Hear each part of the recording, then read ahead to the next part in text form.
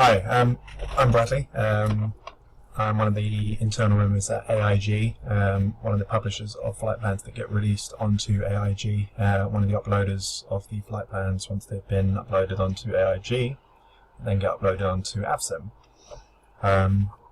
One thing that's been bothering me, I wouldn't say bothering me, but troubling me, small things, first world problems, is the difficulty that some users are having when it comes to installing flight plans into AIFP. I think it's a good thing that we have new people joining AIG, taking an interest into AI traffic. As you're probably aware, at this time we have a 787-900, in the process of being built, and there is a project from AIB, who also brought us most recently the 747 series, the Airbus A320X series, and the 737 series. There is a fourth project currently in the works. I can't reveal what that is, but I'm sure Erez, who is the modeler at AIFP, will announce that in due course. But it's exciting. And he's also informed us of a couple of other things that are bubbling away behind the scenes, but again, that's not for me to reveal. Anyway, what I was basically going to do was going to run through a very basic way of installing flight plans into FSX or Prepared 3D for you users, new users, just basic ways of compiling those flight plans into your sim. What I recommend, if you haven't already done so, is go onto Google, and in the search bar you can type in AIFP FSX. Simple as that. Return it, and at the very top your first result should be stuff for FS. Click on that, and the result you should get once that window opens up is the AI Flight Planner, which is of course AIFP. That is the chosen installer compiler program that we use at AIG. Each flight plan zip that you download, you will see in that zip that there is a small file, AIFP file, and in that file basically is all of the information that AIFP, the program, needs in order to read that flight plan, install deliveries, and any other information that Flight Simulator or Prepared needs to get those flight plans working in the sim when you start flying, or whatever it is that you use FS for. Roll down to the bottom and you'll see the latest version. Currently at the moment is 3.118. You can double click on that, or click it rather, and download that onto your PC. And in your download section, wherever your files of the internet will install to, download to. This is my first video, by the way, so forgive me. Will be the zip. You can go into that zip, and there are, as you'll see, a number of documents and files and DLL files that AIFP requires in order to work. So you can pretty much just make a new folder and drag everything that's in that zip into that new folder. For me, I've got one just here in my edit zone that I've got on my computer, because I've just got tons and tons of stuff that I need to work through.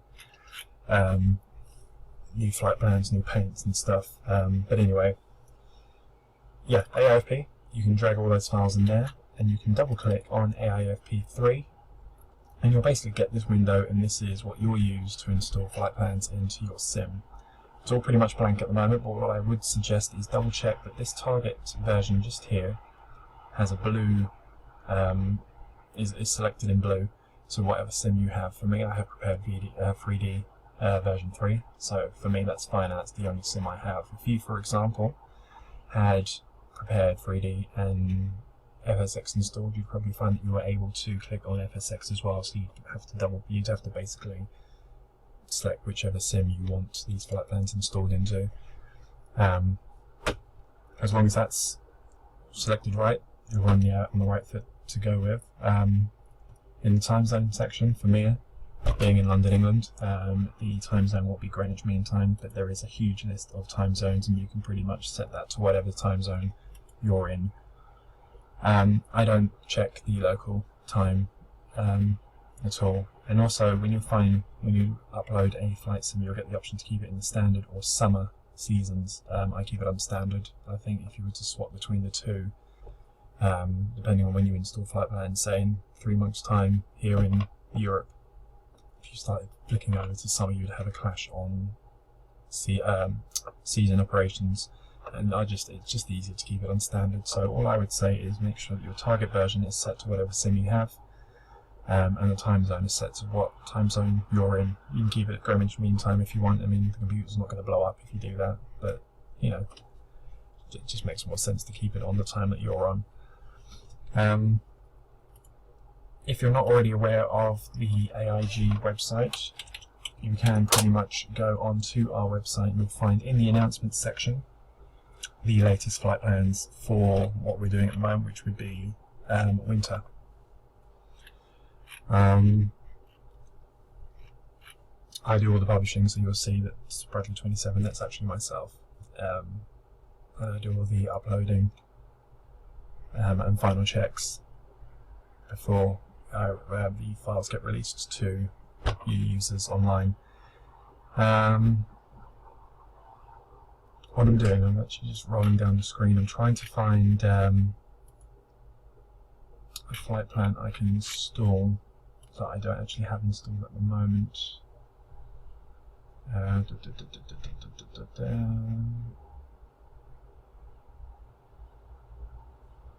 Basically, the way I operate, I only install flight plans for airlines in areas of the world that I fly in.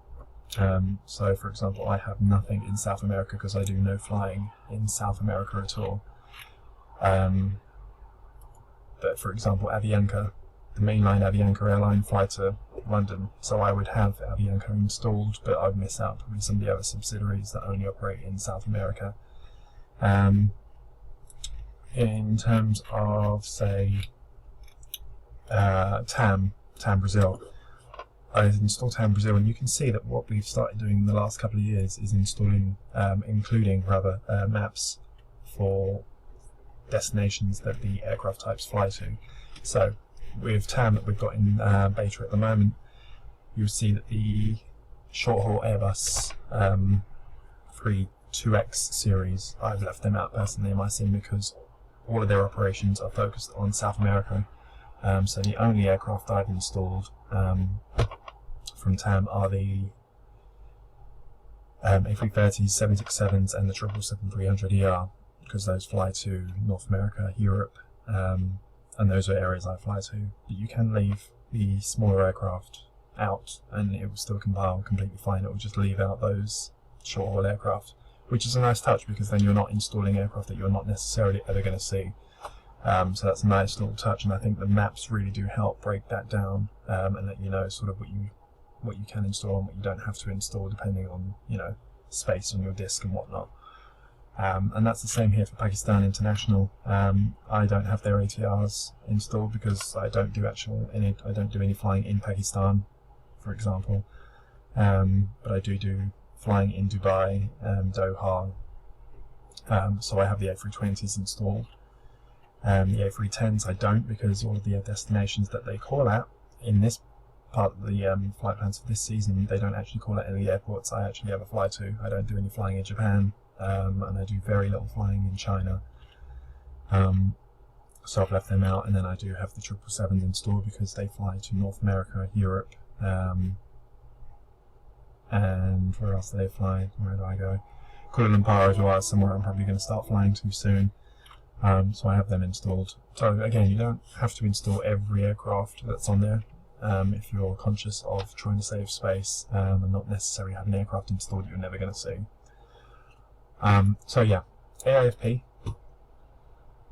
The download, once you've clicked on a zip, for example, this is PIA, you'll see it download into your box, and you can double click on the AIG flight plans and it opens up into AIFP like this. The window just here, this is your flight plan list. This is the information that the flight plans, this is the flight plan information rather, I'm getting my words mixed up. Next to that in the middle is the airport list. This is your code to all the airports that these flight plans call at. So you can literally run down the list and see the airports that the winter flight plans are servicing.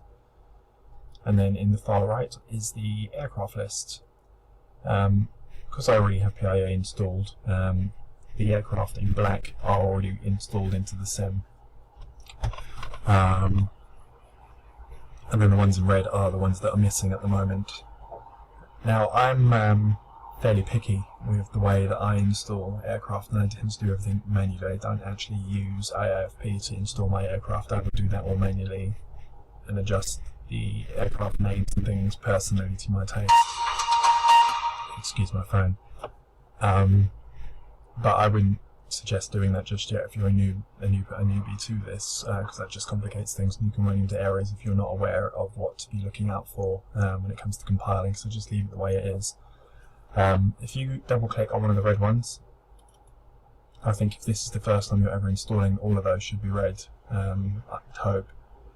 You can see one here at the top is in green. Now that's because just before I started this video, I downloaded the PIA 300ER paints for this aircraft and dropped them in the AIFP repaints folder, which is just here. You drop that folder in there, and what will happen is it will basically prepare the paints in that zip to install into the sim. So you can see it's green, and that means it's ready to go. The ones in blue, you can see it's still waiting for you to download those off the internet, and the ones in red are unavailable at the moment, and that's correct because we don't actually have any retro paints for the 777-200ER or the Airbus A320 yet. I believe they're probably in the process of being made. I know there is an A320 on AvSim in the retro colours, but the alpha channel on that is upside down, so I wouldn't recommend using that because it will cause problems in terms of displaying correctly. And I think that's for FSX. I'm not too sure about the FS9 version, but I know the FSX version has an upside down alpha, so watch out for that. With this green one, you can literally highlight it so it goes green like this and press install. It will come up with a question saying Pakistan International 300ER will be saved as aircraft 80, so that will be the 80th aircraft in the 777-300ER list. I've got 79 aircraft in there already. And you can press yes, and basically it vanishes off the list, and if you go back onto that, it's now installed it. It's gone black, so that's ready to go. And you can do that for all of those paints apart from the two retros. Any problems you can come across, do post on the bottom in the comments list, and I'll answer those questions. But you can pretty much do that for all of these paints, and I think the only two you should have left in red will be the two retros, and that's only at the moment. A couple of weeks time you'll probably find that there are paints and you'll have to install those manually because the AIFP won't be ready in terms of being set up to recognize those new files.